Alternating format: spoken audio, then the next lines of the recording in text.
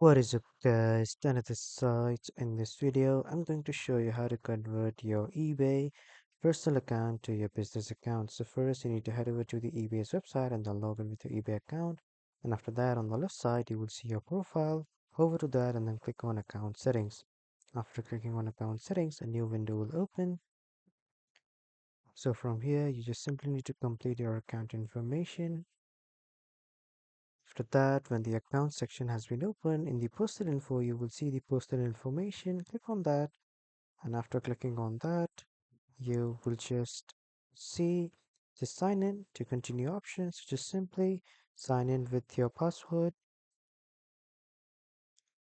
and after that, from here in the account type section, you will see the option to edit.